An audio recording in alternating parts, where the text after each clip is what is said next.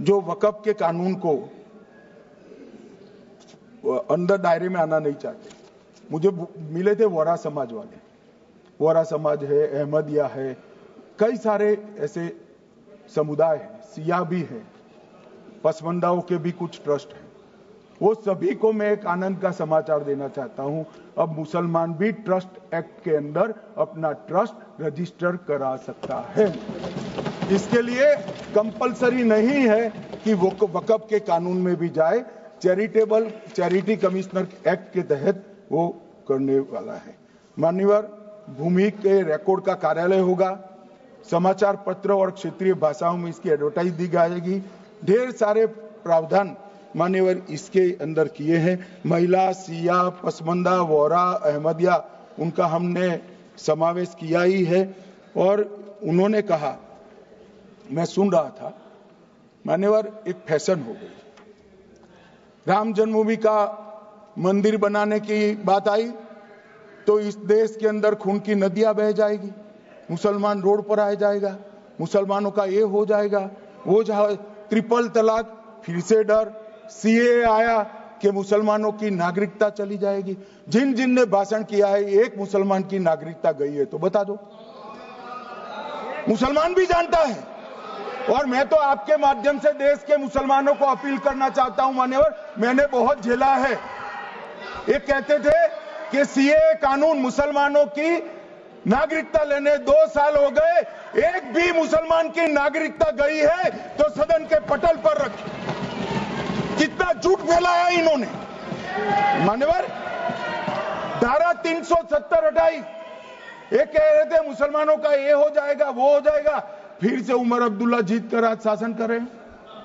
आतंकवाद समाप्त हो गया, विकास शुरू हो गया, पर्यटन बढ़ गया।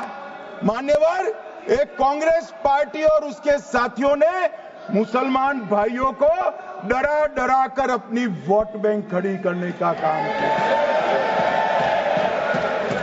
हम नहीं डरा रहे मुसलमानों को, आप डरा रहे हो भाई। आप कह रहे हो ये हो जाएगा। मैं कहता हूं इस देश के नागरिक को किसी भी धर्म का हो कोई आंच नहीं आएगी। मान्यवर, ये नरेंद्र मोदी सरकार का सरकार। मान्यवर,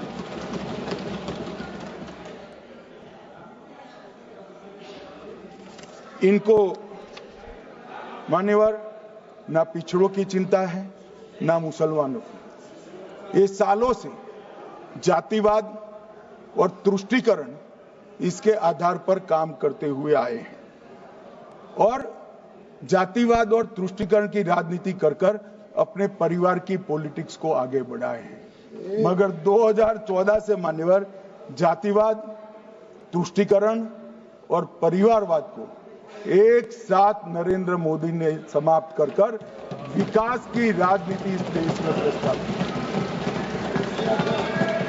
पॉलिटिक्स ऑफ परफॉर्मेंस, परफॉर्म करिए और चुनकर आइए। 3 टर्म मोदी जी को चुना है और 3 टर्म भारतीय जनता पार्टी की सरकार रहने वाली है। मेरी बात ठीक कर। मान्यवर,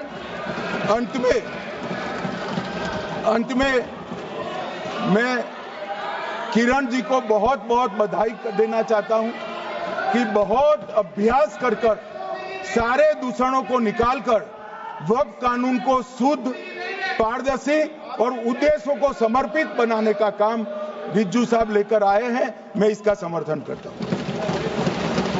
आज हम 2025 में आ गए, क्यों आप उन प्रॉपर्टीज के खिलाफ पड़े हुए? 1976 में उस वक्त के वजीर आजम इंदिरा गांधी लेटर लिखा, इसको आप दे दीजिए, मगर आप उसको मानने को तैयार नहीं है। तो सर, और एक जो झूठ फैलाया जा रहा है, management, empowerment, efficient development. Sir, this bill takes any management from the hands of Muslims, disempowers the Waqf in comparison to any other stakeholder, takes away the efficiency of administration and hampers development. Waqf disempowerment in the name of efficiency, inefficiency is being created. The progress of development from pre-independence till today is sought to be destroyed.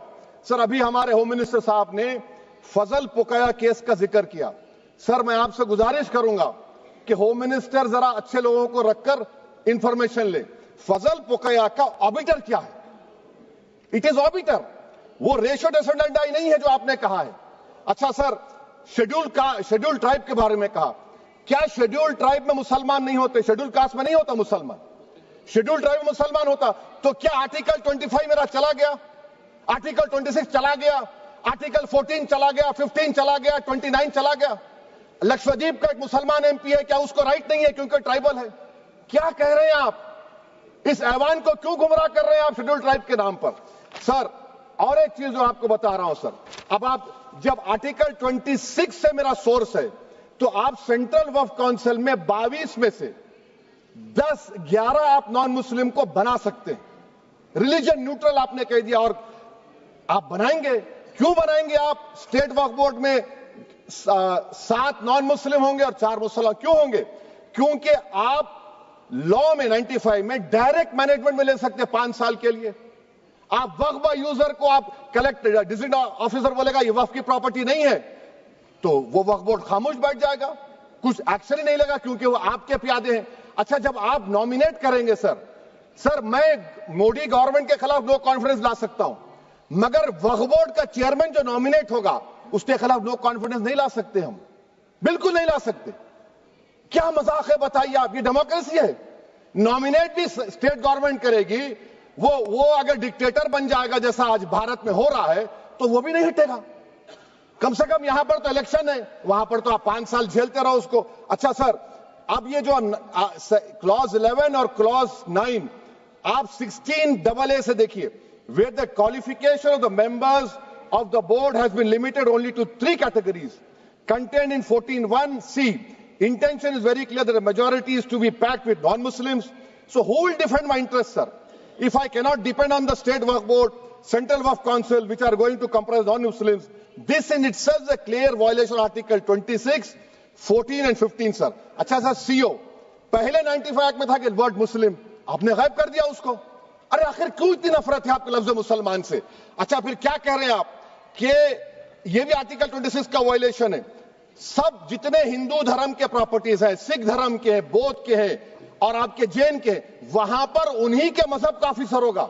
और कहां पर नहीं होगा? वक्फ board में। वक्फ board is a pure religious institution, इसको समझने की जरूरत है। तो आप ये कर दे रहे हैं सर। अच्छा सर, आप देखिए, अब आप आ जाइए ये ट्राइब्यूनल पर। मुझे समझ में नहीं आया सर कि हमारे होम मिनिस्टर वजीर दाखिला ने क्या कह दिया कि 2013 का जो कानून है वो नहीं बनता तो हम नहीं लेके आते। मैं बड़े अदब के साथ उनसे पूछना चाह रहा हूं कि क्या उस वक्त राजनाथ सिंह साहब, अडवाणी साहब, हमारी लेट सुषमा स्वराज, ये बड़े बड़े नेता यहां बैठे थे? आपने यूनानिमस उस कानून को पास करवा दिया। कीर्ति आजाद थे उस वक्त, अब यहां बैठे हैं वो टीएमसी में। तो क्या आप गलत थे या वो गलत थे? हमको बता दीजिए, आप बता दीजिए। क्योंकि अगर अडवाणी आपके लिए बहुत बड़ा नेता है, मेरे लिए नहीं हो सकते, आपके लिए आपने पद्मश्री दिया उनको। मोहतरमा सुषमा स्वराज की जबरदस्त तकारीर का मैं कायल हूं, वो बैठकर उस 2013 को यूनानिमस पास कर दिए। मुझे कंफ्यूजन है कि क्या अमित शाह, नरेंद्र मोदी बड़े हैं या अडवाणी बड़े हैं? आपके लिए आप तय कर लीजिए।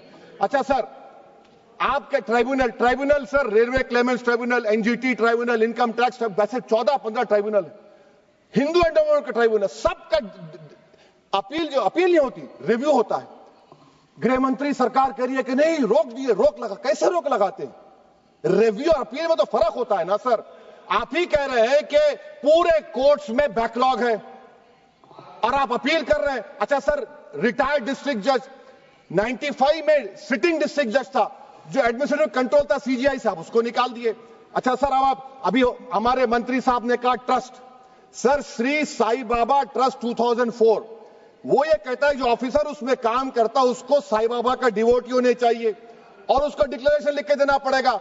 यहां पर हो रहा तो यहां पर क्यों नहीं हो रहा? अच्छा सर, आप फिर देख लीजिए, ये आपका हो गया सर। हाँ, अब अमित शाह साहब ने सेक्शन 2A के बारे में कहा और उन्होंने इस बात का इकरार कर लिया कि दाऊदी बोहरा के लिए यह बनाया गया है।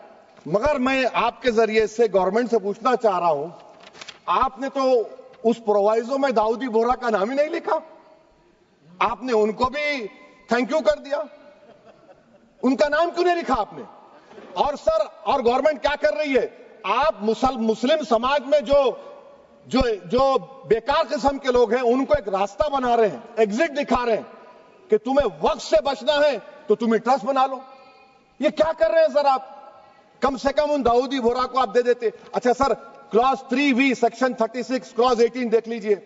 ओरल वफ, oral appointment has sought to be discontinued even though it is recognized practice in Islam. Muslim personal law is recognized oral waqf and 1937 Shariat Application Act.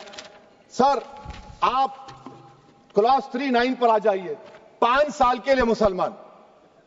मैं किरण रिजिजू से पूछना चाहता हूं, सर दाढ़ी रखे तो मुसलमान प्रैक्टिसिंग है या क्लीन शेव आपकी तरह है? तो बताइए हमको प्रैक्टिसिंग क्या होगा? अच्छा, किसी को पकड़ के मॉब लिंच कर दिया और बोले कि JSR का नारा लगाया, और वो JSR का नारा लगाया तो क्या मुसलमान रहेगा? नहीं रहेगा।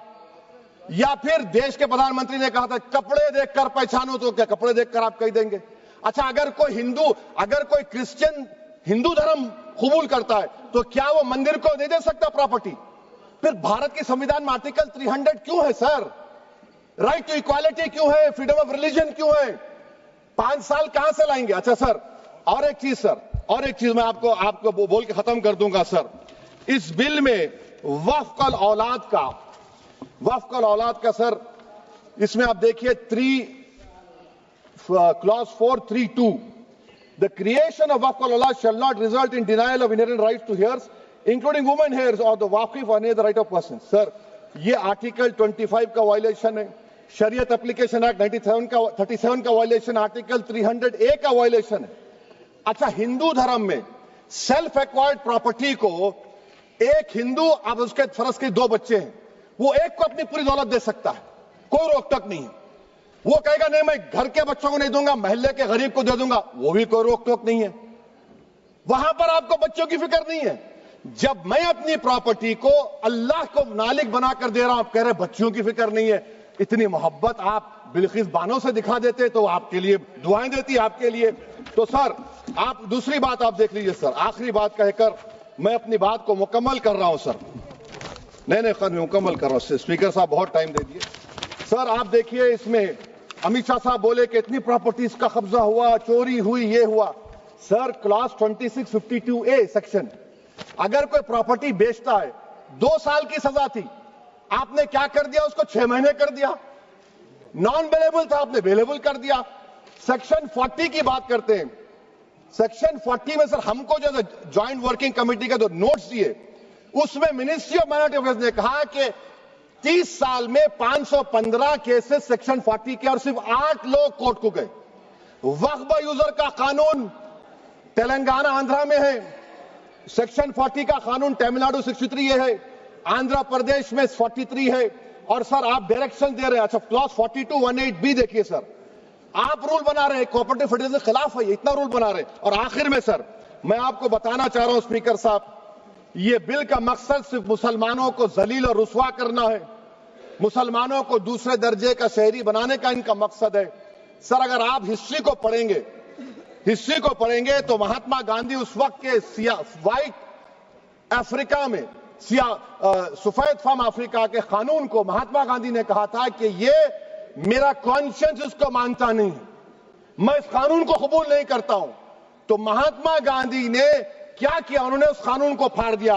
तो मैं गांधी की तरह इस कानून को फाड़ता हूं। ये अनकॉन्स्टिट्यूशनल है सर। इस देश में झगड़े पैदा करने का काम बीजेपी करना चाहती है मस्जिद और मंदिर के नाम पर, इसीलिए मैं इसका कंडेम करता हूं। और मैं आपसे गुजारिश करता हूं कि मैंने अपने 10 अमेंडमेंट दी है, आप इसको कबूल करिए सर, मुझे बोलने का मौका दीजिए और उस पर डिवीजन का मैं डिमांड भी करूंगा। Thank you sir.